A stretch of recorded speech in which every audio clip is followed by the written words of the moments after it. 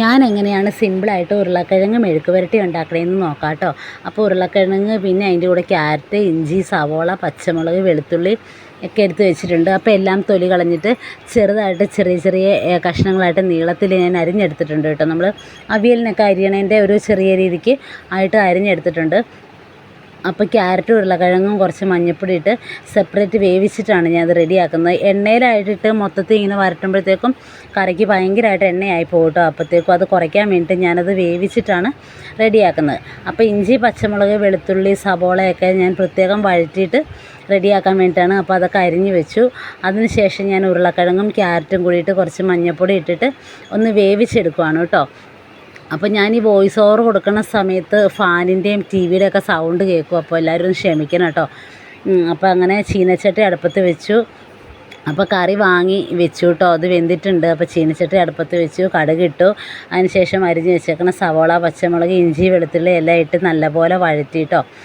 അപ്പോൾ ഇത് ഞാൻ സിമ്പിളായിട്ട് ഉണ്ടാക്കണം. ഞാൻ ഒട്ടുമിക്ക ദിവസവും വീട്ടിലുണ്ടാക്കുന്ന ഒരു കറിയാണ് കേട്ടോ. വേറെ ഒരു സംഭവങ്ങളും ഇല്ലെങ്കിൽ ഞാൻ പെട്ടെന്ന് ഉണ്ടാക്കുന്ന ഇതാണ് കേട്ടോ. അപ്പോൾ ഞാൻ കുറച്ച് ഉപ്പിട്ടിട്ടുണ്ട്, സവോള പെട്ടെന്നൊന്ന് വഴണ്ടി വരാൻ വേണ്ടിയിട്ട്.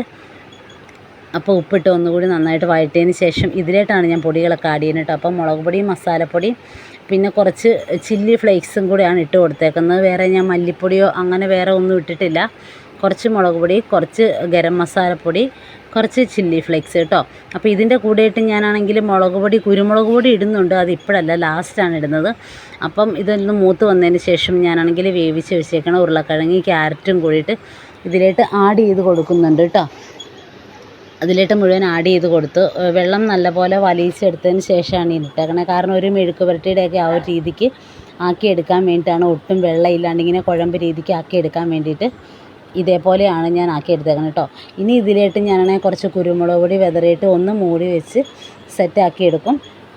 അപ്പോഴത്തേക്കും ആ ബാലൻസ് ഉള്ള വെള്ളവും കാര്യങ്ങളൊക്കെ നല്ലപോലെ വറ്റിയിട്ട് മെഴുക്ക് പുരട്ടി പോലെ റെഡിയായി വരും കേട്ടോ. അപ്പോൾ കറിവേപ്പില ലാസ്റ്റ് ഇടണം എന്ന് ഞാൻ ഓർത്താണ്. പക്ഷേ എങ്കിൽ കറിവേപ്പില ലാസ്റ്റ് ഇട്ടില്ല. അതൊക്കെ മുന്നേ അത് വറ്റണ ആ ഒരു സമയത്ത് തന്നെ കുറച്ച് ഇട്ടിട്ടുണ്ട് കേട്ടോ. അപ്പോൾ അങ്ങനെ കുരുമുളക് പൊടിയും കൂടെ വിതറിയതിന് ശേഷം ഇപ്പോൾ തന്നെ ഏകദേശം വെള്ളമൊക്കെ നന്നായിട്ട് വറ്റിയിട്ട് കുറുകി വന്നിട്ടുണ്ട്.